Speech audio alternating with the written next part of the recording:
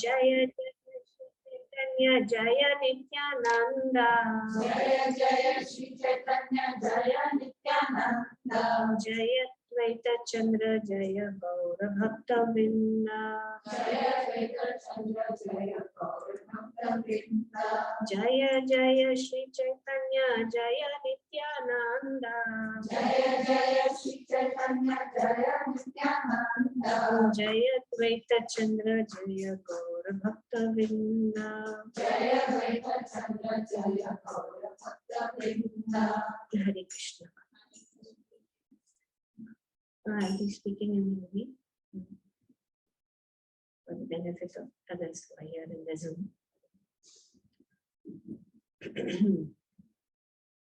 तो आज हम श्री चैतन्य चरितामृत के आदि लीला अध्याय 4 को पढ़ेंगे और उनको समझने की कोशिश करेंगे। आदि लीला अध्याय 4 श्री चैतन्य महाप्रभु के प्राकट्य के गुह्य कारण, confidential reasons of the appearance of Lord Chaitanya. So Shri Chaitanya Mahaprabhu के प्राकट्य के बाह्य कारण जो है तीसरे अध्याय में चर्चा की गई। अभी हम जो है कि गुह्य कारण को पढ़ेंगे। ओम ज्ञानतिमिरन्धस्य ज्ञानञ्जनशलाकया चक्षुरुन्मिलितं येन तस्मै श्रीगुरुवे नमः। श्रीचैतन्यमनोभीष्टं स्थापितं येन भूतले स्वयं रूपा कदामह्यं ददाति स्वापदान्तिकम्। वन्देऽहं श्रीगुरुं श्रीयुतपदकमलं श्रीगुरुं वैष्णवंश्च श्रीरूपं साधुजातं सहगना रघुनाथं वितं तं सजीवं साद्वैतं सावधूतं परिजनसहितं कृष्ण चैतन्यदेवं श्रीराधा कृष्ण पादां सहगना ललिता श्रीविशाखावितंश्च। हे कृष्णा करुणा सिंधु दीनबन्धो जगत्पते गोपेश गोपिका कांत राधा कांत नमस्ते। तप्त कांचन गौरांगी श्री राधे वृंदावनेश्वरी वृषभानुसुते देवी प्रणमामि हरिप्रिये। वाञ्छाकल्पतरुभ्यश्च कृपा सिन्धुएव च पतितानां पावनेभ्यो वैष्णवेभ्यो नमो नमः। जय श्री कृष्ण चैतन्य प्रभु नित्यानंद श्री अद्वैत गदाधर शिवासादि गौर भक्तवृंद। हरे कृष्णा कृष्णा कृष्णा हरे हरे, हरे राम राम राम हरे हरे। हरे कृष्णा कृष्णा कृष्णा हरे हरे, हरे राम राम राम हरे हरे। हरे कृष्णा कृष्णा कृष्णा हरे हरे, हरे राम राम राम हरे हरे कृष्ण। भगवान श्री चैतन्य महाप्रभु की कृपा से एक मूर्ख बालक भी शास्त्रों की दृष्टि के अनुसार ब्रज लीलाओं के भक्त भगवान कृष्ण के वास्तविक स्वभाव का पूर्ण वर्णन कर सकता है। यहाँ कृष्णदास कविराज गोस्वामी कहते हैं कि एक सामान्य बालक या एक मूर्ख बालक भी श्री चैतन्य महाप्रभु की कृपा से वे जो ब्रजलीलाओं के भक्त भगवान कृष्ण के वास्तविक स्वरूप को जान सकते।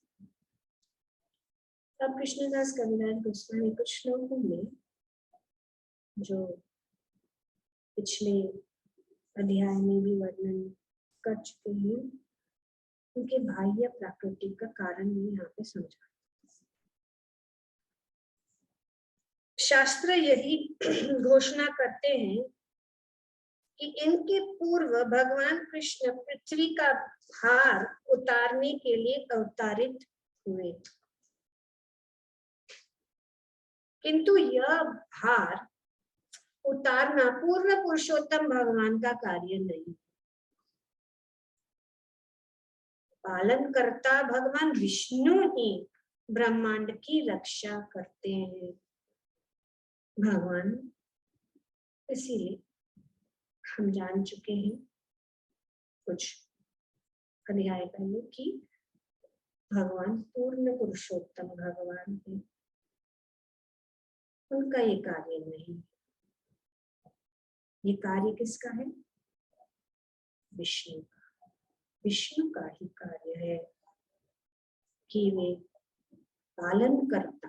पालन करता कौन है? विष्णु। वे ही जो है ब्रह्मांड की रक्षा करते। ये कृष्ण स्वयं भगवान कृष्ण का कार्य है, किंतु संसार का भार उतारने का काल कृष्ण के अवतार काल के साथ मिश्रित हो गया। तभी भगवान, जैसे हम जानते हैं कि भगवान स्वयं भगवान श्री कृष्ण ब्रह्मा जी के एक दिन में प्रकट होते। एक बार ब्रह्मा जी के एक दिन में प्रकट होते। किसी को याद है कब भगवान प्रकट कब होते? हाँ, 28वें दिव्य युग के द्वापर युग के अंत में ये जो है, और वो 28वें युग में भी एक ब्रह्मा के एक दिन में जो है एक दिव्य युग किसको कहते हैं? एक दिव्य युग, एक दिव्य युग किसको कहते हैं? नो, वो एक दिन है। एक दिव्य युग, यस।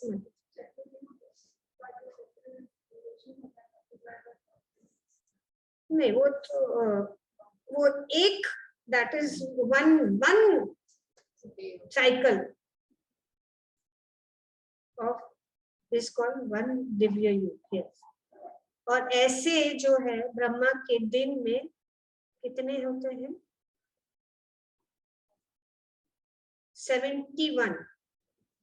और 71 इसमें जो है, इसमें कितने मनु होते हैं? 14। तो ये सब जो है इसका वर्णन जो है यहीं पे चैतन्य चैतामृत में देखा। अगर आप लोग बोलेंगे तो आपको मिल जाएगा। तो ये भगवान जो है ब्रह्मा के एक दिन में, कौन भगवान? स्वयं पूर्ण पुरुषोत्तम भगवान श्री कृष्ण। विष्णु सृजन विश्व का पालन करते हुए अधिकृत भगवान है और वे ही प्रधान अधिष्ठाता भी है जो सृष्टि के अनुचित प्रशासन को ठीक करते हैं। किंतु श्री कृष्ण आदि भगवान है। उनका अवतार ऐसे प्रशासनिक सामंजस्य के लिए नहीं, अपितु अपनी दिव्य लीलाओं का प्रदर्शन करने और पतित आत्माओं को भगवत धाम की ओर आकृष्ट करने के लिए होता है। तो भगवान का कार्य नहीं है ये सृजन और पालन, ये जो है उनके अंश, जैसे कि विष्णु। भगवान का क्या कार्य है? वे अगर प्रकट होते हैं तो अपनी दिव्य लीलाओं का प्रदर्शन। भगवान जब प्रकट होते, स्वयं भगवान श्री कृष्ण जब इस धराधाम में प्रकट होते हैं तो उनका उद्देश्य यही है, क्या है? दिव्य लीला का प्रदर्शन। किसके लिए? ताकि वे जीवात्माओं को आकर्षित कर सकते, उनको आकर्षित कर सकते हैं ताकि वे भगवत धाम वापस जाए।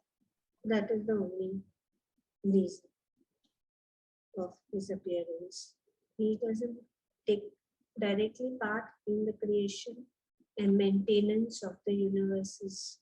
He's only when he appears, his appearance is only for performing his wonderful pastimes in Rajadam and to attract all the living entities back to him.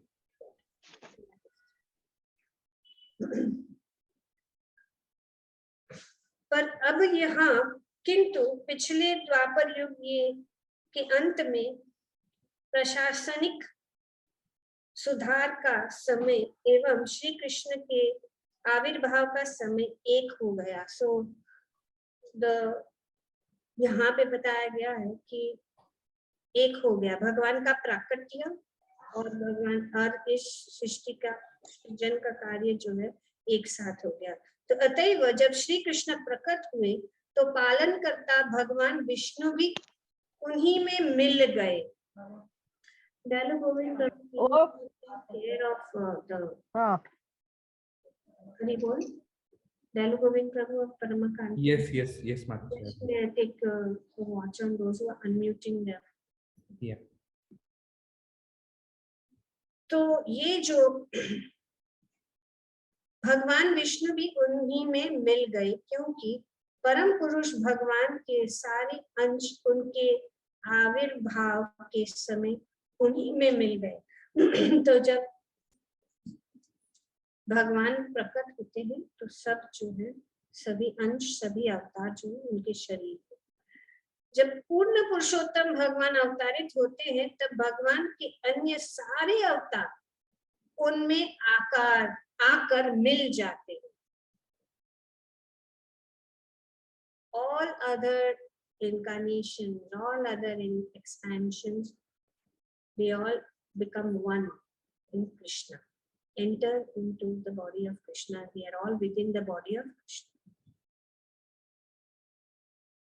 भगवान नारायण चार मूल विस्तार वासुदेव, संकर्षण, प्रद्युम्न तथा अनिरुद्ध, मत्स्य तथा अन्य लीला अवतार, सभी अवतार, जितने भी अवतार है, चाहे वो लीला अवतार है, युगा अवतार है, मनवंतर अवतार है तथा अन्य जितने भी सारे अवतार है, वे सभी कृष्ण के शरीर में अवतारित होते हैं। तो जब भगवान अवतारित होते हैं तो वे जो है सभी अवतार उनके शरीर में उपस्थित है।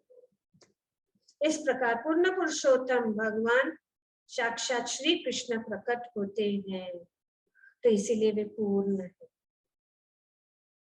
सब कुछ हम श्री कृष्णदास कविराज गोस्वामी ने बताया है पहले कि सभी जो अवतार है भगवान के अंश है, भगवान ही सभी अवतारों के स्रोत है, सभी भगवान के ही श्री कृष्ण। जब हम भगवान कहते हैं तो श्री कृष्ण के शरीर में उपस्थित। So all the incarnations, they are within the body of Lord Krishna, because he is the source of all incarnations.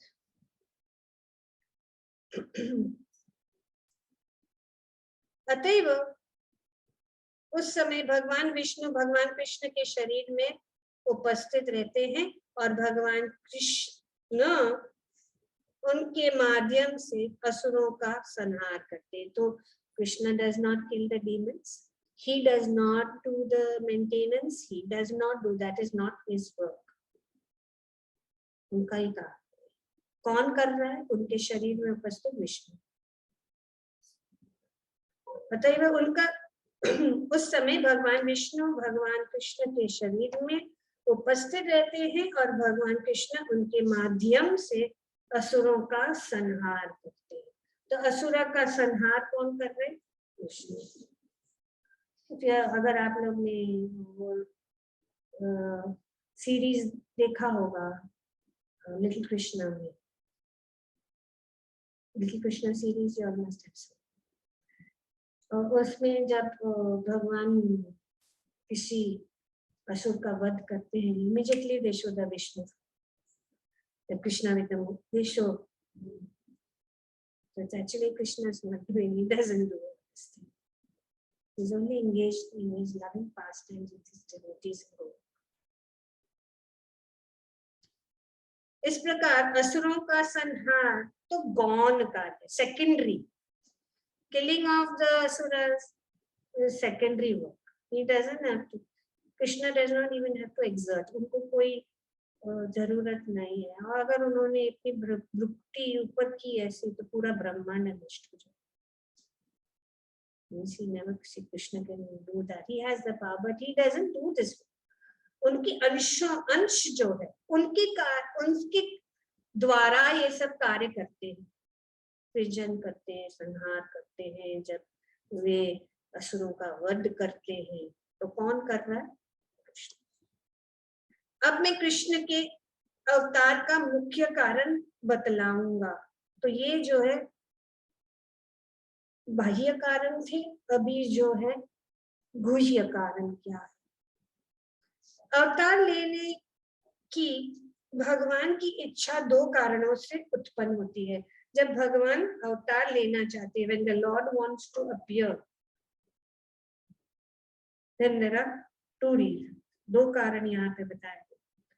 वे भगवत प्रेम रस के माधुर्य का आस्वादन करना चाह रहे थे और वे संसार में भक्ति का प्रसार रागानुगा स्वयं स्फूर्त अनुरक्ति के स्तर पर करना चाहते थे. तो दो कारण है. एक तो वे स्वयं माधुर्य रस का आस्वादन करना चाहते. He wanted to experience the mellows of conjugal love. That is the reason. Killing of these demons and establishing the dharma, is not. This is secondary work which is done by this extension of his expansion. ये भगवान का कार्य. भगवान स्वयं आते क्योंकि वे जो है वो मधुर्य रस का आस्वादन करना चाहते और वे संसार में भक्ति का प्रसार, वे संसार में भगवान की भक्ति, उनकी भक्ति का प्रसार खास करके रागानुगा अनुरक्ति के स्तर पर करना चाहते थे.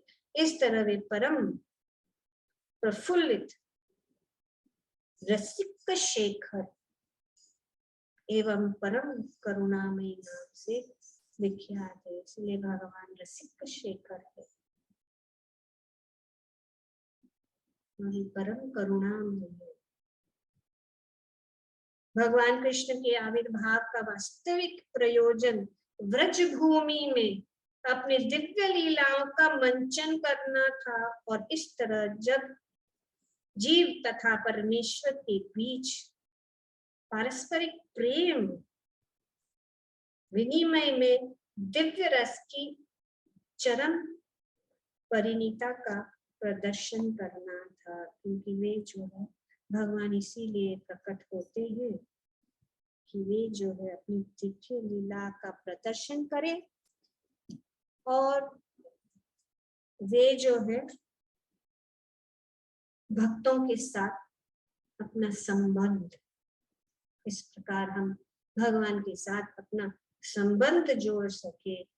इस कारण वे प्रकट होते हैं कि हम उनके साथ संबंध जोड़ सके.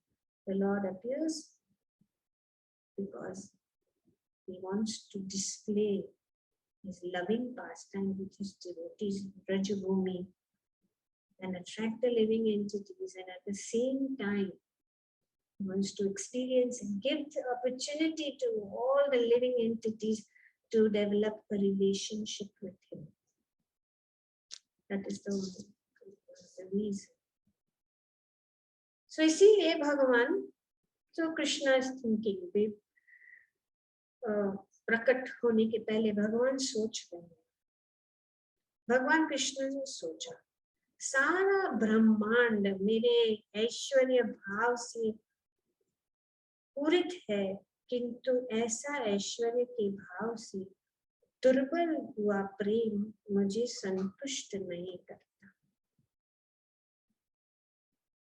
भगवान जो है, सब भगवान को जो है ऐश्वर्य भाव से पूछते हैं, भगवान को महान मानकर भगवान के प्रति इस भाव से प्रेम करते, लेकिन इस ऐश्वर्य का भाव, इस प्रेम जो है मुझे जो है संतुष्ट नहीं करता। The whole world is offering their respects to me with awe and reverence, but it does not satisfy. तो भगवान यहाँ कि इस ऐश्वर्य भाव से दुर्बल है, दुर्बल हुआ प्रेम मुझे संतुष्ट नहीं करता। यदि कोई मुझे परमेश्वर समझता है और अपने आप को मेरा अधीन मानता है, तो मैं न तो उसके प्रेम के अधीन होता हूँ, न ही उनके प्रेम मुझे वश में कर सकता है। भगवान अगर open so that I can read the translation in English also. So everybody can understand. I just open it. Just give me a minute. But it's very beautifully mentioned by which we should understand, which is the confidential reasons for the appearance of Lord Chaitanya. So Lord Krishna thought that all the universes is filled with the conception of my majesty, but love weakened by that sense of majesty does not satisfy me. कि मैं जो है इस प्रकार का जो ऐश्वर्य भाव से जो सब इस जगत में लोग मुझे पूछते हैं, वो मुझे संतुष्ट नहीं करता। और यदि कोई मुझे परमेश्वर समझता है और अपने आप को मेरे अधीन मानता है, तो मैं न तो उनके प्रेम के अधीन होता हूँ और न ही उनके प्रेम मुझे वश में करते हैं। If one regards me as a supreme, Lord and himself as a subordinate, I do not become subservient to his love, nor can it control me. इतना सुंदर भगवान का भाव है. Such a wonderful feeling the Lord has, that he wants everyone to have personal relationship with him. That is what we all need. भगवान चाहते हैं कि हम उनके साथ निजी संबंध करें. अगर हम इस प्रकार से भगवान को ऐश्वर्य भाव से, तो भगवान इतने आकर्षित नहीं. इसका मतलब नहीं कि वे स्वीकार नहीं करते, लेकिन उनको अगर आकर्षित करना है, उनको वश में करना है, तो ये ऐश्वर्य भाव से जो किया जाता है. मेरा भक्त जिस भी दिव्य रस में मेरी पूजा करता है, उसी भाव में मैं उनके साथ आदान प्रदान करता हूँ. भगवान कहते हैं यह मेरा सहज स्वभाव, ये मेरा सहज स्वभाव. Krishna is saying that in whatever transcendental mellow my devotee worships me, I reciprocate with him. That is my natural behavior.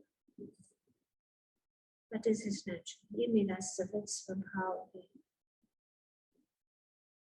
भगवान अपने सहज स्वभाव के कारण भक्तों के समक्ष उनमें अंतर्निहित भक्ति के अनुसार प्रकट होते हैं. तो भगवान जो अपने भक्तों के भाव, जो भी भगवान भक्तों का भाव है, वे जो है उस भाव के अनुसार प्रकट होते हैं। जिस प्रकार से हम भगवान को चाहते हैं वही रूप से ये प्रकट होते हैं। भगवान की लीलाओं से यह प्रदर्शित हो चुका है कि यद्यपि लोग प्राय आदर पूर्वक भगवान की को पूछते हैं, किंतु भगवान तो तब अधिक प्रसन्न होते हैं जब भक्त उन्हें अपना प्रिय पुत्र, निजी सखा या अपने प्रियतम के रूप में मानता है और ऐसा स्वाभाविक स्नेह के साथ उनकी सेवा करता है। तो भगवान यहाँ पे कह रहे हैं कि भगवान कैसे आकर्षित होते हैं।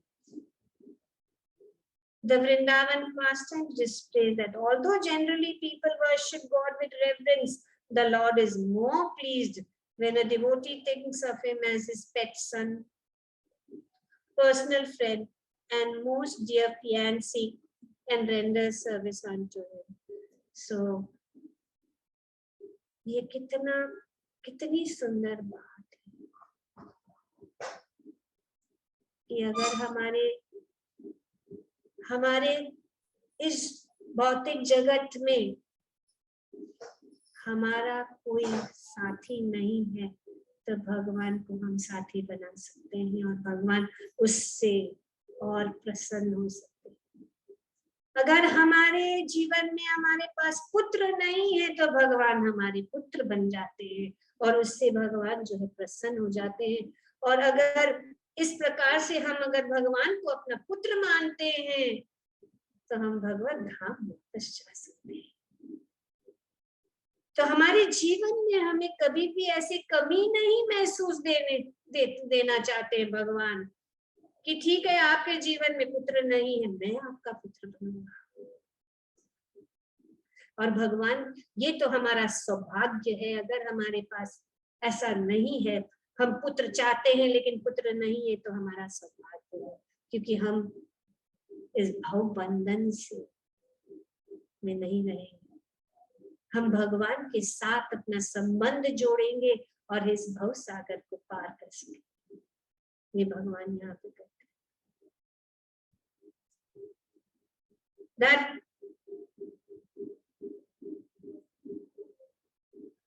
if one considers me to be his pet son, you don't have a friend. If you consider him, you have whatever जो भी हमने हमारे जीवन में कमियां हैं, भगवान उसको पूर्ण करेंगे। पुत्र चाहिए तो भगवान, पुत्र नहीं है कोई बात नहीं, भगवान कहते मैं आपका पुत्र। आपके पास कोई मित्र नहीं है, no friend in the world, भगवान कहते मैं आपका पुत्र। आपके कोई पति नहीं है तो भगवान कहते हैं मैं आपका पुत्र। आपके प्रेमी नहीं है तो मैं आपका प्रेमी बन। ये प्रदर्शन करने के लिए भगवान आते।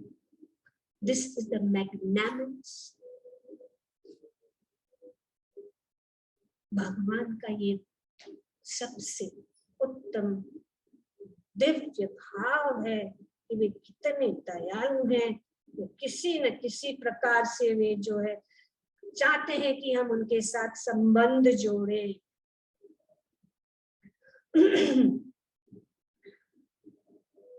जब भक्त उन्हें अपना प्रिय पुत्र, निजी सखा या अपने प्रियतम के रूप में मानता है और ऐसे स्वाभाविक स्नेह के साथ उनकी सेवा करता है, ऐसे दिव्य संबंधों से भगवान प्रेम के अधीनस्थ पात्र बन जाते हैं। ऐसा शुद्ध भगवत प्रेम न तो व्यर्थ की भक्तिहीन इच्छाओं से दूषित होता है, न ही सकाम कर्म या सूक्ष्म ज्ञान से मिश्रित है। तो ये प्योर लव ऑफ गॉड, भगवान ही सब कुछ, भगवान ही हमारी रक्षक है। हमारा यही अगर संबंध है ही हमें इस भव सागर को पार कर सकते हैं। स्वाभाविक, naturally, no artificial, natural feeling of love without any other mixing of ज्ञान और कर्म, ये शुद्ध और सहज भगवत प्रेम होता है जो परम अवस्था में स्वतः स्फुरित होता है। ये भक्ति ऐसे अनुकूल वातावरण में संपन्न होती है जो भौतिक स्नेह से मुक्त होता है। तो ये भौतिक स्नेह से मुक्त होता है। हम इस भौतिक जगत में इसीलिए फंसे हैं क्योंकि हमारे पास इस भौतिक जगत के प्रति स्नेह है, इस भौतिक जगत के वस्तुओं के प्रति स्नेह है। और जब हम अपना स्नेह भगवान के साथ जोड़ देते हैं तो हम इस भव बंधन से मुक्त हो सकते हैं।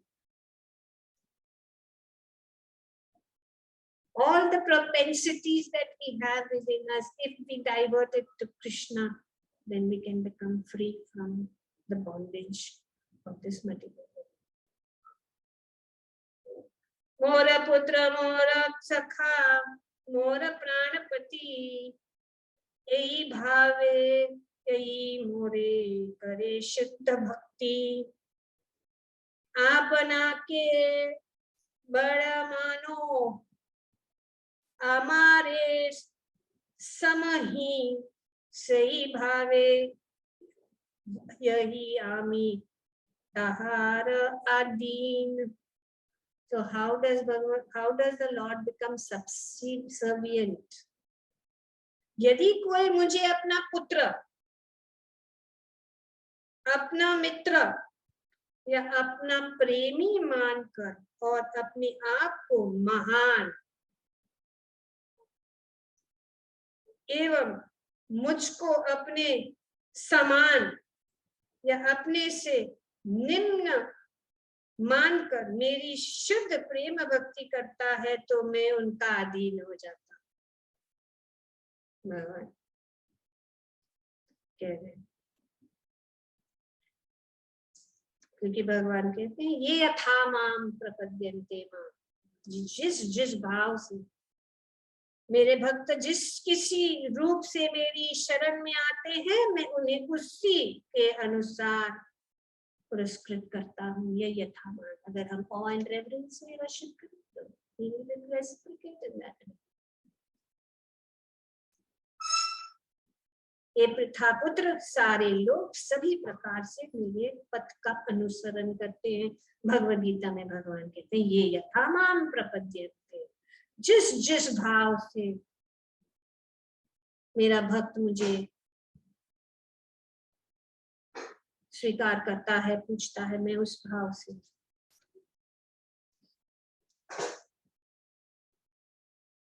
तो इसीलिए भक्ति और भक्ति से हम जो है मुक्त हो जाए। इतना सुंदर ये विधि है। No artificial imposition of the mind, natural. हमारे अंदर प्रेम भाव है, हमारे अंदर मित्रता भाव है, हमारे अंदर सब जो भी भाव है वही भावों को हम भगवान के साथ संबंध, जिसको कहते हैं संबंध ज्ञान, जो वेदों में पूरी तरह से वर्णन किया गया है। ये टॉपिक वही है, संबंध, अभिदय और जीवों द्वारा मेरे प्रति की गई भक्ति उनके सनातन जीवन को पुनर्उज्ज्वलित करती है। हम सनातन हैं पर हम इस भौतिक जगत में बद्ध है, लेकिन भगवान के साथ संबंध कर जोड़ने से हमारा जो ये सनातन जीवन पूर्ण उज्ज्वलित होता है। हे ब्रज बालाओं, मेरे प्रति तुम्हारा स्नेह तुम्हारा सौभाग्य है। क्योंकि इसी एकमात्र साधन से तुम लोग ने मेरा अनुग्रह प्राप्त किया है। तो ये श्रीमद् भागवतम में भगवान जो है गोपियों को कहते हैं, शुद्ध भक्ति का प्रतिनिधित्व व्रजभूमि वृंदावन के निवासियों के कार्यों द्वारा होता है। सूर्य ग्रहण के अवसर पर भगवान द्वारका से आए और समंतक पंचक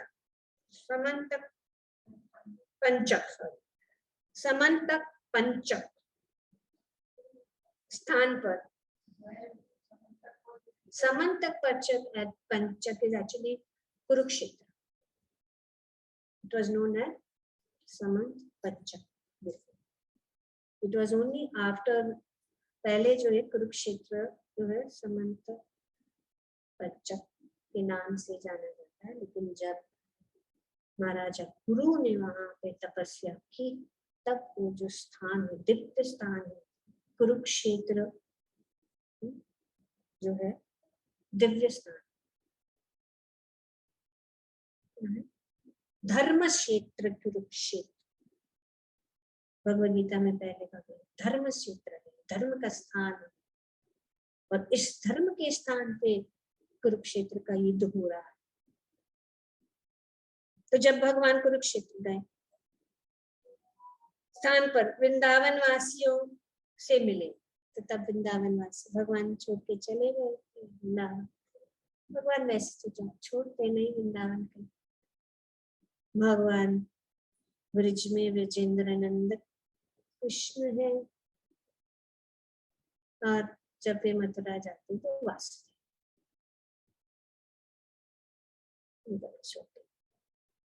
सूर्य ग्रहण तो वे मिले।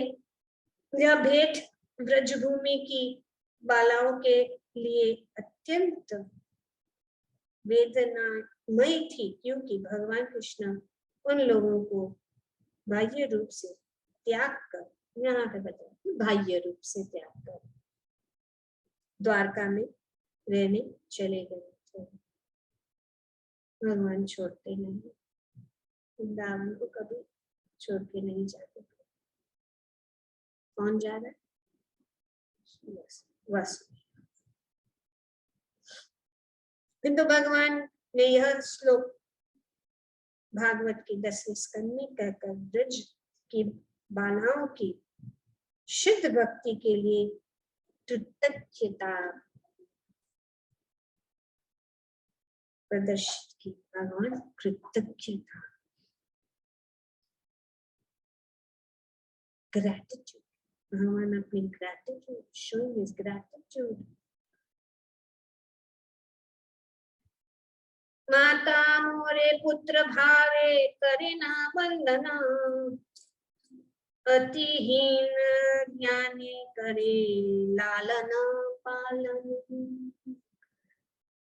मेरी माता कभी कभी अपने पुत्र के रूप में मुझे बांध देती है। कौन कर सकता है? बड़े बड़े योगी भगवान को अपने ध्यान में बांधने की कोशिश करते हैं, लेकिन भगवान अनंत है, उनका ना कोई शुरुआत है ना कोई अंत है। One who has no beginning and no end, how will you find him? How will you catch him? कैसे उनको हम पान सकते? लेकिन माता यशोदा का प्रेम, भगवान प्रेम से बंध जाते हैं। माता यशोदा साधारण योगी नहीं, वेद पाठ नहीं, उनको जानते हुए सिर्फ जानते भगवान श्री कृष्ण मेरा पुत्र है और कुछ नहीं। मेरी माता कभी कभी अपने पुत्र के रूप में मुझे बांध देती। भगवान सोच रहे अभी यहाँ पे, वह मुझे अत्यंत असहाय। सोचती है कि मेरा पुत्र इतना असहाय है, वो कितना नटखट है, उसको कुछ हो जाएगा,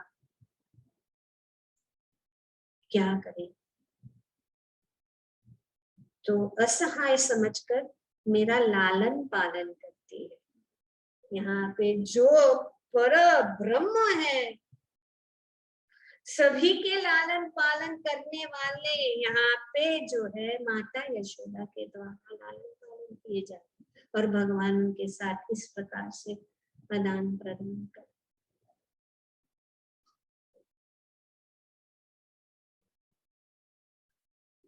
सखा शुद्ध साक्ष्य करे, स्कंधे आरोहण, तुम्ही कंदे वे लोक, तुम्ही आमी सम। तो मेरे मित्र शुद्ध मैत्री के कारण मेरे खंधे पर चढ़ जाते। भगवान ऐसा कभी भी इमेजिन नहीं कर सकते कि कोई जाके विष्णु के खंधे के ऊपर खड़ा।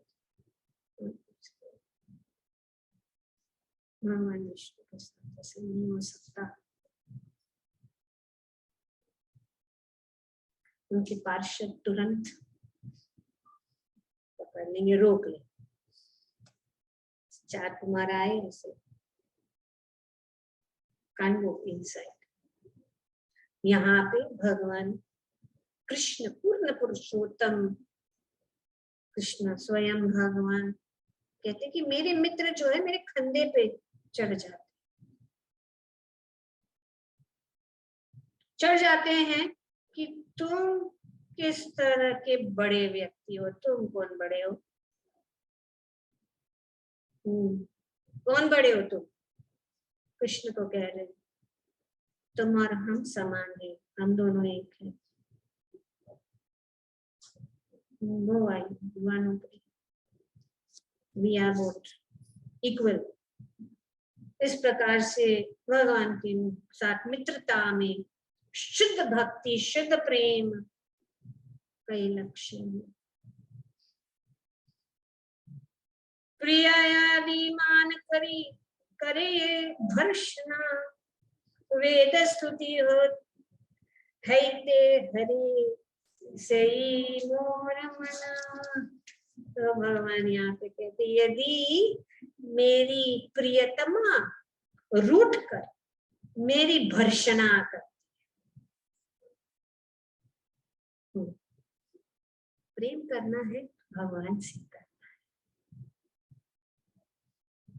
नहीं तो इस भौतिक जीवन में, इस भौतिक जगत में ऐसा कोई संभव नहीं। भगवान He's the best hand-picked husband. सब खुश नहीं, माता है खुश, totally hand. यदि मेरी प्रियतमा रूठ कर मेरी भर्त्सना करती है तो वह वेदों की पावन स्तुतियों के बढ़कर मेरे मन का हरण कर देती है। अभी वेद स्तुति अगर वे हमें मतलब समझो मान करती है, उनसे गुस्से में कुछ गलत चीज बोल देती है, बुरा बोल देती है, तो भगवान कहते हैं कि वो तो मुझे वेद के समान, मुझे लगता है मेरे मन को हरण करती। भगवान को प्रसन्न करने के लिए बड़े बड़े योगी बड़ी बड़ी स्तुतियां करते हैं भगवान के मन को आकर्षित करने के लिए, लेकिन ये स्तुतियां कुछ भी नहीं है अपनी प्रेमिकाओं के भर्त्सना के सामने। भगवान कहते हैं आदर पूर्वक भगवान की पूजा करते समय ऐसा सहज प्रेम प्रकट नहीं होता। It's not fear God, love God.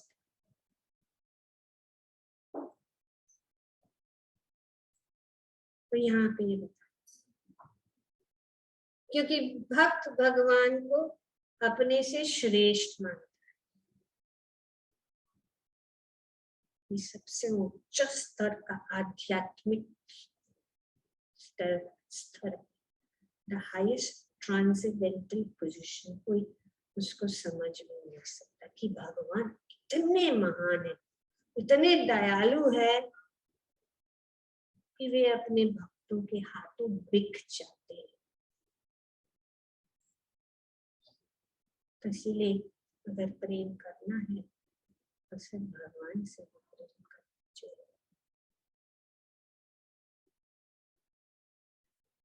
मैं इन शुद्ध भक्तों को अपने साथ लेकर अवतारित होऊंगा। अभी भगवान कहते हैं कि मैं अभी ऐसे भक्तों के साथ, भगवान अकेले नहीं आते, हमेशा अपने भक्तों के साथ रहते हैं। शुद्ध भक्तों को अपने साथ लेकर अवतारित होऊंगा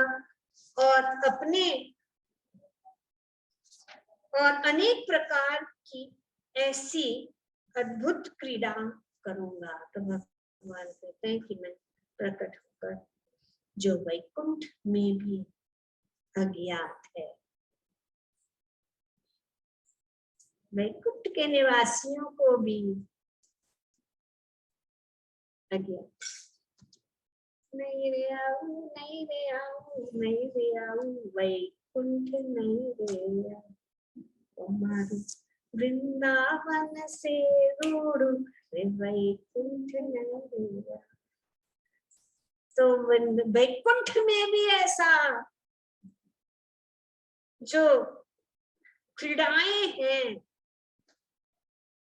वो नहीं, मैं ऐसी लीलाओं का प्रसार करूंगा जो स्वयं मुझे भी आश्चर्यचकित करने वाली है, कि मैं ऐसी लीला करूंगा कि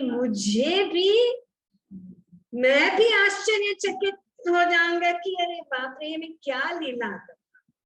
भगवान स्वयं अपनी आंख को भूल जाएंगे अपने प्रेमी भक्तों के साथ। और ये भगवान की शक्ति योग माया जो है भगवान की आध्यात्मिक शक्ति है, और भगवान यही शक्ति से वे जो सब कार्य करते हैं। माया, महामाया भौतिक शक्ति है, योग माया जो है आध्यात्मिक शक्ति है। योग माया के प्रभाव से गोपियों में यह भाव प्रेरित होगा कि मैं उनका उपपति हूँ। योग माया उस अंतरंगा शक्ति का नाम है जो भगवान को आत्मा विस्मृत करती है और उन्हें विभिन्न दिव्य रसों में स्थित उनके शुद्ध भक्तों के प्रेम का विषय बनाती है। तो इस प्रकार से भगवान जो यही योग माया शक्ति व्रज की गोपियों के मनों में एक आध्यात्मिक भाव उत्पन्न करती है, जिससे वे कृष्ण को अपना भाव की तुलना भौतिक अवैध संबंधों काम वासना से कभी नहीं की जा सकती है। तो भगवान की लीला जो है, गोपियों के साथ में जो लीला है ब्रज में, वे शुद्ध भक्ति और आध्यात्मिक है इस भौतिक जगत में। इसीलिए जब तक हम भगवान कौन है, भगवान कितने महान है, तब तक हम ये गोपियों के साथ की जो लीला है उसको हमें जो है, अगर हम सुनते रहेंगे तो हम सोचेंगे कि ये सामान्य इस भौतिक जगत में जो है एक स्त्री और पुरुष के बीच में जो संबंध है, वैसे हम समझेंगे ऐसा नहीं है, ये दिव्य है। इसका यौन मनोविज्ञान से कोई संबंध नहीं होता। यद्यपि ऐसे भक्तों का शुद्ध प्रेम यौन व्यवहार जैसा प्रतीत होता है। तो ये it appears like it is a conjugal or sexual relationship, but it is not. ये ऐसा प्रतीत होता है। मनुष्य को यह निश्चित रूप से स्मरण रखना होगा कि इस विराट भौतिक जगत में कोई भी ऐसा वस्तु नहीं है जिसका वास्तविक प्रतिरूप आध्यात्मिक जगत में न पाया जा जाता है। तो जो कुछ भी, जैसे कि भगवत गीता के 15वें अध्याय में भगवान कहते ऊर्ध्वमूल अधः शाखम अश्वत्थम प्राहुर अव्ययम, कि ये जो भौतिक जगत है ये आध्यात्मिक जगत का प्रतिबिंब है। It is the perverted reflection of the spiritual world. जो भी बहुत आध्यात्मिक जगत में है इस भौतिक जगत में है, लेकिन इस आध्यात्मिक जगत में दूषित है। तो ये यहाँ पे सारा भौतिक जगत देवता से उत्पन्न है। भौतिक जगत में प्रेमी प्रेमिका का वासनात्मक प्रेम दिव्य वास्तविकता का विकृत प्रतिबिंब मात्र है। तो ये जो है, जो हम देखते हैं वो एक प्रतिबिंब है, किंतु इसे आध्यात्मिक विज्ञान की पर्याप्त शिक्षा प्राप्त किए बिना नहीं समझा जा सकता है। तो अगर हम भगवान के विषय का और भगवान की ये लीला जो है, माधुर्य लीला को अगर हम समझना चाहते हैं तो हमें जो है पर्याप्त शिक्षा प्राप्त करनी चाहिए, और यही शिक्षण जो है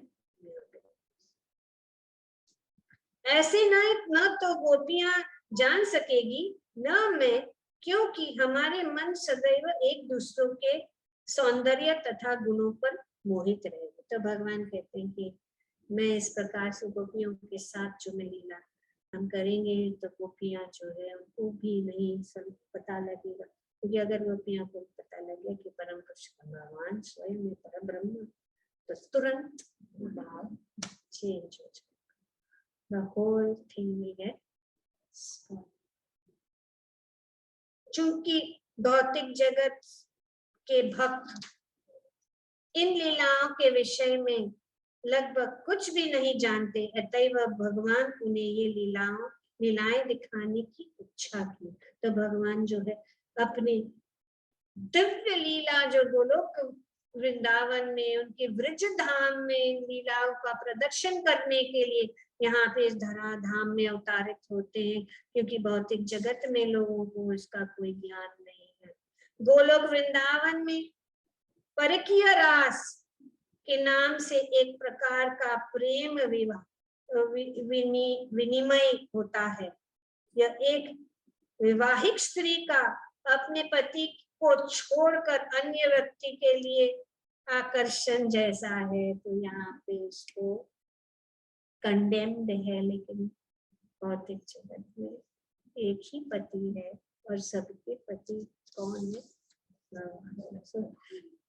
इसको कहते हैं परकीय, सखीय और परकीय।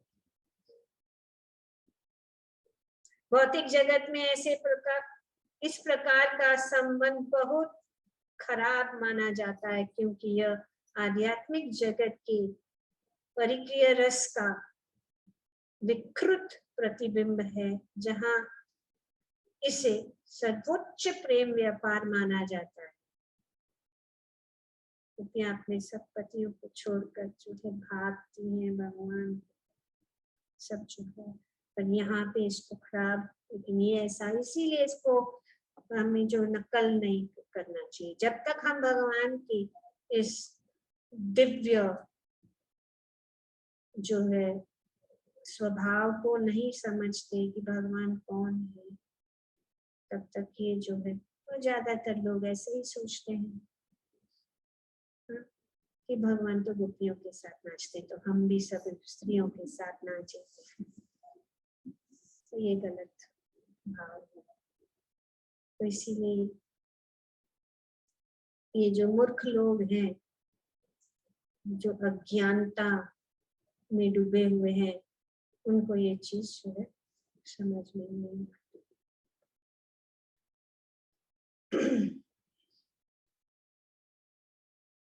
तो भगवत गीता में भगवत गीता बतलाता है कि सर्वोच्च स्तर के भक्त दिव्यमान या योग माया के संरक्षण में रहते हैं। महात्मानास्तु माम पार्थ दैवी प्रकृतिम आश्रित। जो वास्तव में महात्मा है, वे सदैव भगवान की सेवा में लगे रहकर कृष्ण भावना में पूर्णतः निमग्न रहते हैं। वे दैवी प्रकृति या योग माया के संरक्षण में रहते हैं। जो भगवान के भक्त हैं, वे किसके संरक्षण में रहते हैं? दैवी योग माया। योग माया ऐसी स्थिति ला देती है कि जिसमें भक्त मात्र भगवान से प्रेम करने के लिए सारे विधि विधानों का अतिक्रमण करने को तैयार हो जाता है। तो ये योग माया। भक्त स्वभाव से पूर्ण पुरुषोत्तम भगवान के प्रति आदर के नियमों का उल्लंघन करना नहीं चाहता, किंतु योग माया के प्रभाव से वे भगवान से अधिक अच्छे ढंग से प्रेम करने के लिए कुछ भी करने के लिए तैयार। भगवत प्रेम जो है, यहाँ पे भगवान क्या कह रहे, क्या बता रहे? कौन सा स्तर? रागानुग भक्ति।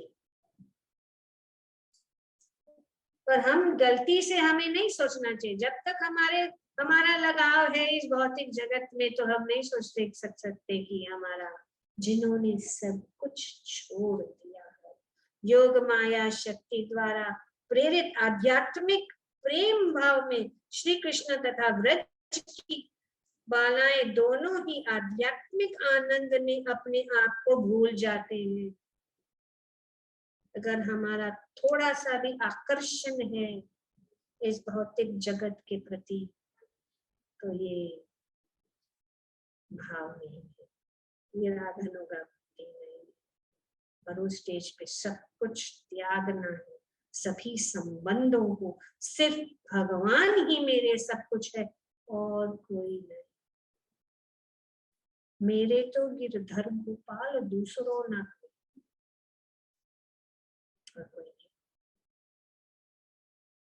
वही सब कुछ है मेरे लिए। तो ऐसी विस्मृति के प्रभाव से गोपियां की मनमोहक सुंदरता उन भगवान की दिव्य दृष्टि में महत्वपूर्ण भूमिका निभाती है। उन्हें भौतिक काम वासना से कोई संबंध नहीं होता। तो भौतिक काम वासना से भगवान हमारे जीवन, ये हमारा सौभाग्य। जब इस संसार के लोग हमारे से मुंह फेर लेते हैं, हमारा सौभाग्य समझना चाहिए और तुरंत उनको त्याग देना चाहिए, भगवान की शरण ग्रहण कर लेना चाहिए। ये तो सबसे बड़ा, नहीं तो बहुत कठिन है संसार के संबंध को तोड़ना। मेरा पुत्र, मेरा भाई, मेरा पोता, मेरा बच्चा, मेरा सब कुछ उसमें फंस, तुरंत त्याग देना चाहिए, क्योंकि भगवान का आध्यात्मिक प्रेम सारी संसारिकता से ऊपर है। सभी संसारिकता से ऊपर है। अतएव बाहर से ऐसा लगता है कि गोपियां संसारी नैतिकता के नियमों का अतिक्रमण कर रही थी। यह बात संसारी नैतिकता वादियों का निरंतर परेशान करती रहती है। अतएव योग माया भगवान तथा उनकी लीलाओं को संसारी व्यक्तियों की आंखों से ओझल रखती है, जिसकी पुष्टि भगवद गीता में की गई है, जिसमें भगवान कहते हैं कि हर एक के सामने प्रकट न होने का अधिकार सुरक्षित है। भगवान भगवद गीता में सबके सामने भगवान नहीं प्रकट होते, उनका अधिकार नहीं उनके पास ही। तो अब ये बात यही है कि हम इस भौतिक जगत में इतने आकृष्ट हो गए हैं, इतने आकर्षित हो गए हैं, भगवान हमें उनसे बाहर निकालना चाहते, इसीलिए वे आते और इसीलिए भगवान रासलीला प्रदर्शित करते हैं। रासलीला का यही उद्देश्य है कि वे सभी जो है भौतिक जगत के सभी जीवों को उनके प्रति आकर्षित करे। भगवान इसीलिए रासलीला प्रदर्शित करते हैं कि जिससे पतितात्मा अपने रुग्ण नैतिकता तथा धार्मिकता का परित्याग करने के लिए प्रेरित हो और वास्तविकता भोगने के लिए भगवत धाम के प्रति आकर्षित हो। सर्वधर्मान परित्यज्य, भगवान इसका यही है, सभी धर्मों के पति धर्म, पत्नी धर्म, समाज धर्म, सब प्रकार के छोड़ना भगवान आकर्षित कर रहे, बस मेरी शरण ग्रहण करो। रुग्ण नैतिकता तथा धार्मिकता का परित्याग। रासलीला को तत्व से समझने वाले व्यक्ति निश्चित रूप से सांसारिक काम वासना से घृणा करेंगे। रासलीला को समझ लेना तो काम वासना से मुक्त। भगवान की इस रासलीला जो समझ लिया, भगवान इस रासलीला को उसने जान लिया,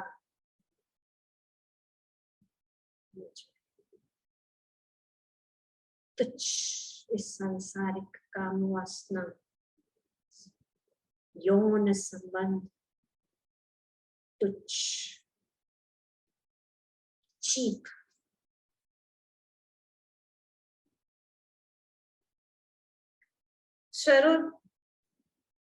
स्वरूप प्रसिद्ध व्यक्ति के लिए उचित माध्यम द्वारा भगवान की रासलीला का श्रवण उसे भौतिक काम सुख से सर्वथा विरक्त कर देता है। तो ये अगर हम इसको समझे, ये जो है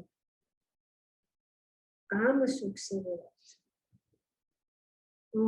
desire for sensual pleasure, रासलीला ये आनंद सिर्फ भगवान के साथ होना चाहिए। जो आनंद है भगवान के साथ, conjugal relationship should only be Krishna, nobody else. Change it, don't change. शुद्ध अनुरक्ति हमें नैतिक तथा धार्मिक कर्तव्यों की कीमत पर भी मिलाएगी। शुद्ध अनुरक्ति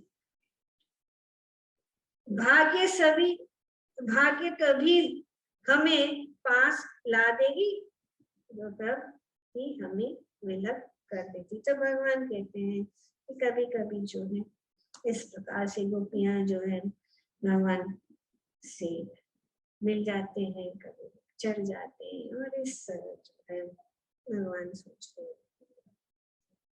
गोपियां अर्धरात्रि में कृष्ण की बांसुरी की ध्वनि सुनकर उनसे मिलने के लिए घरों से बाहर आ जाया गए। अभी गोपियां बाहर भाग रही हैं घरों से, भगवान की बांसुरी सब कुछ छोड़कर। तो इस प्रकार से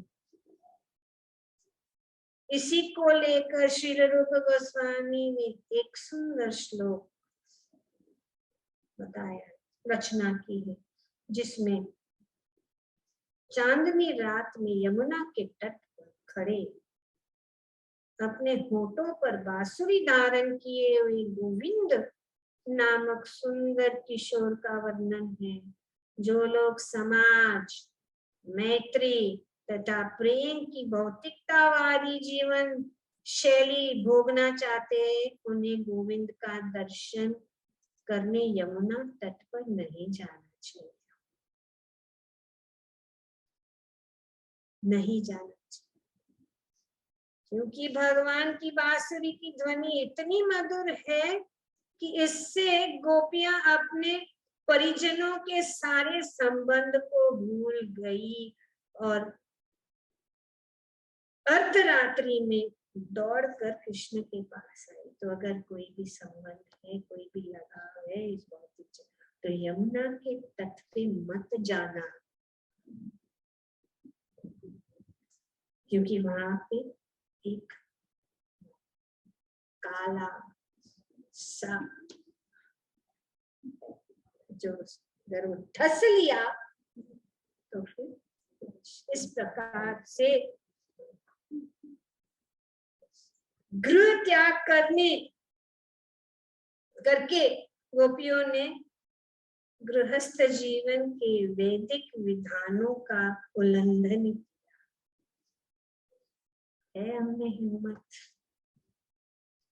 गोपियां, और फिर भगवान ऐसे जो है रसिया, अरे तुम लोग आ गए, किसके लिए आए, चले जाओ।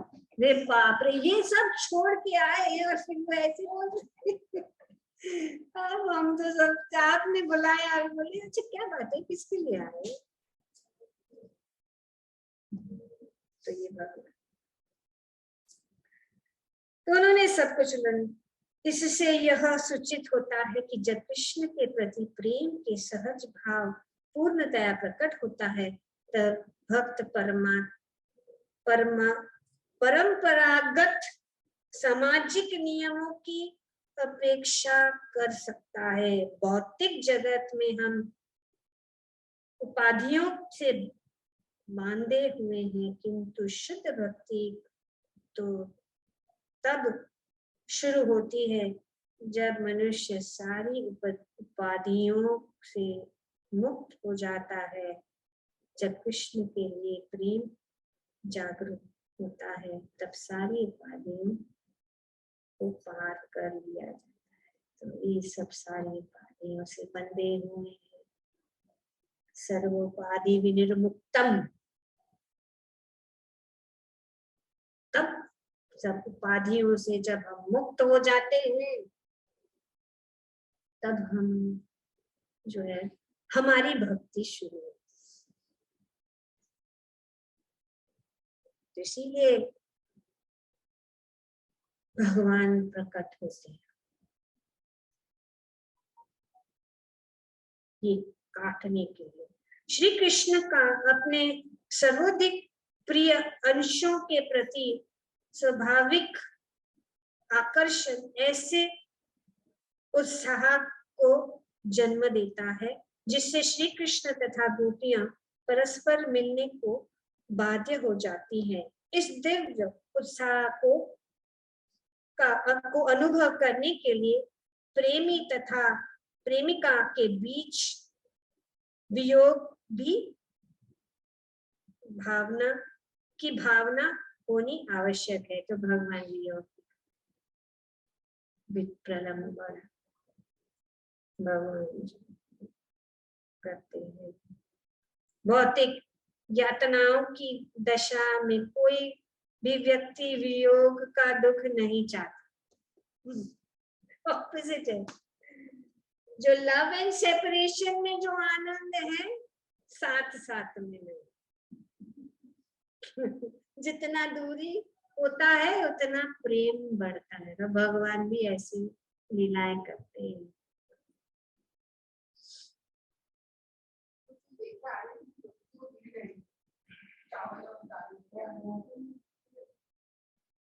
तो अभी क्या हुआ? अच्छा, ओके। तो इस प्रकार से भौतिक जगत तो भौतिक जगत में वियोग कोई नहीं चाहता,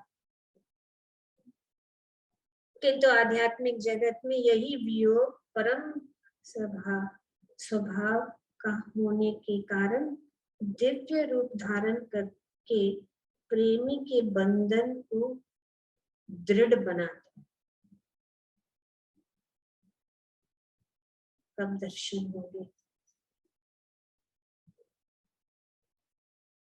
उससे मन उसमें ही, तब दर्शन होंगे भगवान के। जब दिखते नहीं है से प्रेम और भी दृढ़ हो जाए, दृढ़ बनता है और प्रेमी तथा प्रेमिका में मिलने की इच्छा को बढ़ाती है। तो भगवान के साथ अगर ऐसे प्रकार से संबंध जोड़ना है तो ये भी होना चाहिए कि भगवान इस प्रकार से आध्यात्मिक दृष्टि से वियोग वास्तविक मिलन से अधिक आस्वाद है, क्योंकि मिलन में प्रेम तथा प्रेमिका दोनों के उपस्थित रहने के कारण प्रबल उत्सुकता का अभाव रहता है। तो भगवान कहते हैं, मैं इन सारे रसों के सार का आस्वादन करूंगा और इस तरह मेरे भक्तों पर अनुग्रह करूंगा। तब व्रजवासियों के शुद्ध प्रेम के विषय में सुनकर भक्तगण समस्त धार्मिक अनुष्ठानों एवं सकाम कर्म को त्याग कर रागानुग प्रेम के मार्ग में मेरी पूजा करेंगे। जब हम देखते हैं भगवान जब ब्रज में थे तब ब्राह्मण जो अपने सभी अनुष्ठान कर रहे थे, लेकिन वो उनको त्यागने के लिए तैयार। गोपियां जो सब कुछ त्याग कर भगवान के पास गए। भगवान ने कहा ग्वाल बालों को भेजे ब्रह्म, उनको भूख लगी थी, ग्वाल बालों को भूख लगी थी। तो भगवान ने कहा कि देखो वहां पे ब्राह्मण जो बड़ी यज्ञ कर रहे हैं, वो बड़ा बड़ा अनुष्ठान बने बने व्यंजन बना रहे हैं, उनको बोल देना कि कृष्ण बलराम आए। तो उनके लिए रामायण करने नहीं, हमारा अभी ये अनुष्ठान चल रहा है, हम नहीं किया। तो बेचारे बाल बाल रोते हुए भगवान के पास आ गए। भगवान ने कहा कि क्या हुआ, खाली हाथ आ गए, क्या बात है? बोले ऐसे ऐसे बात है। उन्होंने कहा ठीक है, ऐसे करो, तुम जो है उन लोगों उनकी पत्नियों के पास, ब्राह्मण की जो पत्नियां हैं उनके पास जाओ और उनसे कहो कि कृष्ण और बलराम ने। तो जब से गए और ब्राह्मण पत्नी, अच्छा कृष्ण बलराम आए हैं, अरे अरे जितना भी चाहिए ले लो, सब लेके जाओ, चलो हम भी चलते। उन्होंने सब कुछ छोड़कर भगवान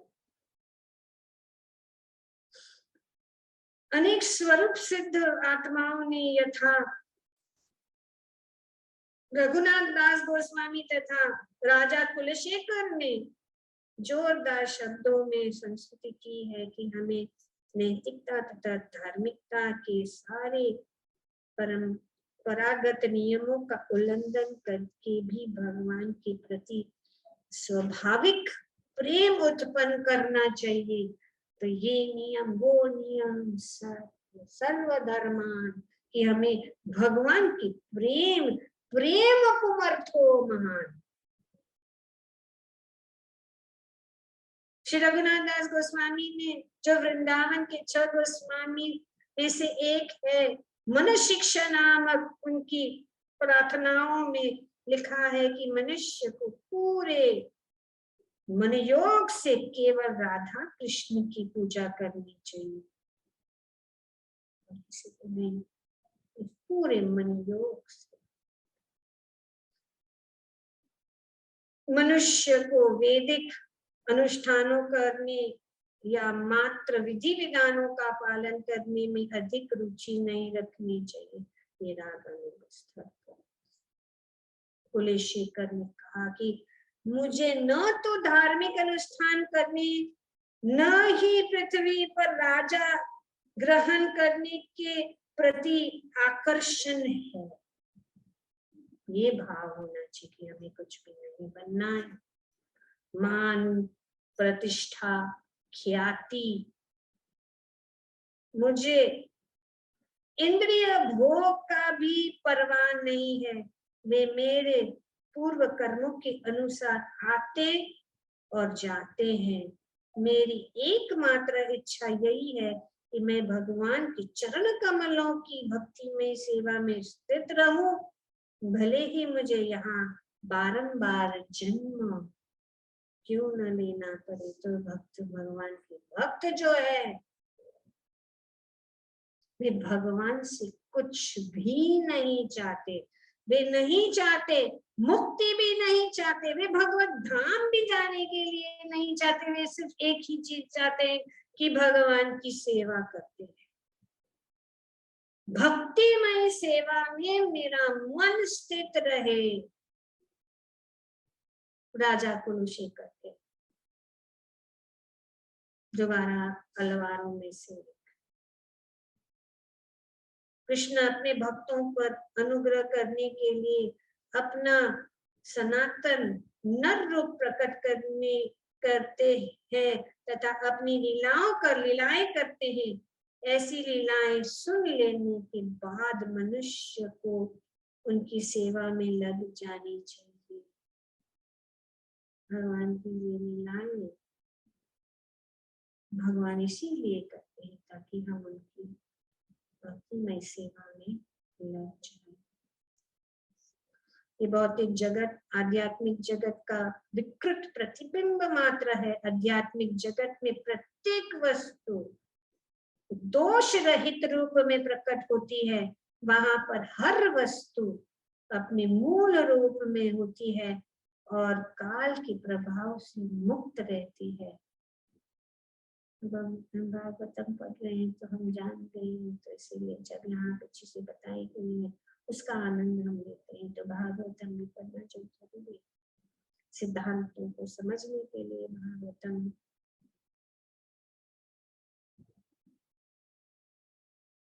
वहां पर हर वस्तु अपने मूल रूप में होती है और काल के प्रभाव से मुक्त रहती है। आध्यात्मिक जगत की परिस्थितियों को काल न तो बिगाड़ सकता है न ही उसमें बाधक बन सकता है। अभी काल भी हमारे बाधक है।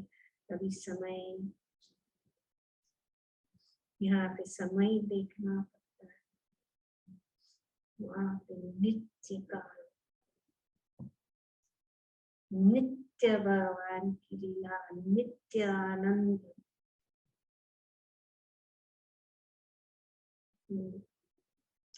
वहां पूर्ण पुरुषोत्तम भगवान के विभिन्न स्वरूप अपनी वैधानिक स्थिति में स्थित भिन्न जीवों द्वारा पूजे जाते हैं। आध्यात्मिक जगत में सब कुछ शुद्ध सत्व है, किंतु भौतिक जगत का सतगुण, रजगुण तथा तमोगुण के से कुलुषित है।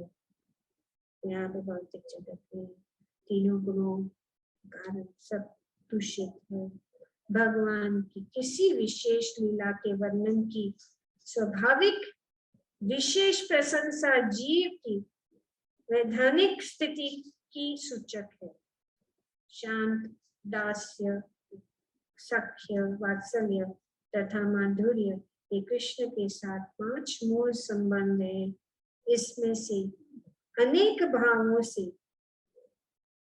समृद्ध मधुर्य संबंध वह सर्वोच्च पूर्ण अवस्था है जिसमें भक्त के सर्वाधिक आस्वाद्य रस प्राप्त होता है। तो माधुर्य रस, क्योंकि अनेक अनेक रस, शांत रस, दास्य रस, साख्य रस, वात्सल्य रस, ये सब अनेक अनेक और माधुर्य रस, लेकिन माधुर्य रस सर्वोच्च है क्योंकि उसमें शांत भी है, उसमें वात्सल्य भी है, उसमें साख्य भी है, सब कुछ जो है इस माधुर्य रस में थोड़ा है।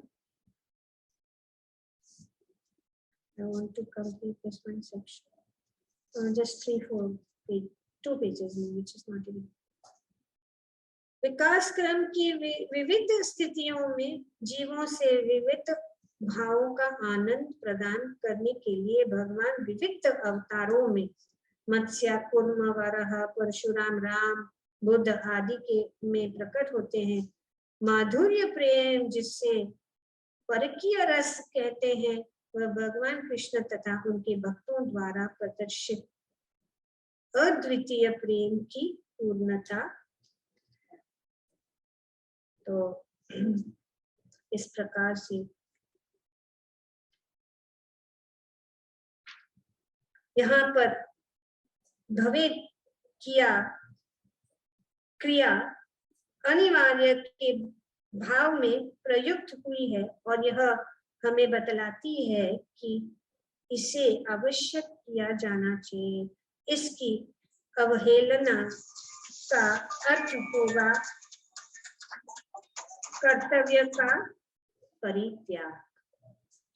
जिस प्रकार ये इच्छाएं श्री कृष्ण के प्राकट्य की मूल कारण है और असुरों का वध मात्र प्रासंगिक आवश्यकता होती है, उसी प्रकार पूर्ण पुरुषोत्तम भगवान श्री कृष्ण चैतन्य द्वारा युग धर्म का प्रवर्तन प्रासंगिक है। तो जिस प्रकार से भगवान जो है प्रकट हो रहे हैं, वह पूर्ण पुरुषोत्तम भगवान श्री चैतन्य महाप्रभु के प्राकट्य का ही और एक कारण है कि ये रागानुभव और युग धर्म संकीर्तन यज्ञ का जो है, ये जो है इसको शुरू करने के लिए जब भगवान ने अन्य कारण से अवतरित होने चाहा, तो युग धर्म के प्रवर्तन का भी समय आकर उपस्थित हो गया। इस प्रकार भगवान 2 कारणों से अपने भक्तों के साथ अवतरित हुए और उन्होंने नाम संकीर्तन द्वारा प्रेम रूपी अमृत का आस्वादन किया। इस तरह उन्होंने अछूतों में भी कीर्तन का विस्तार किया, उन्हें पवित्र नाम तथा प्रेम का माला गूंथ कर सारे भौतिक संसार को प्रदान किया। श्री चैतन्य महाप्रभु की जय। भगवान श्री चैतन्य महाप्रभु प्रकट हुए ये प्रेम रस का आस्वादन करने के लिए, ये मूल कारण है। और दूसरा कारण सेकेंडरी, प्राइमरी क्या है? प्रेम रस का आस्वादन। और दूसरा है नाम संकीर्तन का युग धर्म का प्रसार करने के लिए, secondary reason for the appearance of lord Chaitanya. तो यहाँ पे हम रुकेंगे और कल जो है उसे कंटिन्यू करेंगे। जिन लोगों को कंटिन्यू करना है वो जूम के ऊपर आ सकते हैं, ज्वाइन हो सकते हैं, ताकि इस चैतन्य महाप्रभु का ये अवतार का ये गुह्य कारण को और भी अच्छी तरह से देख सकते हैं।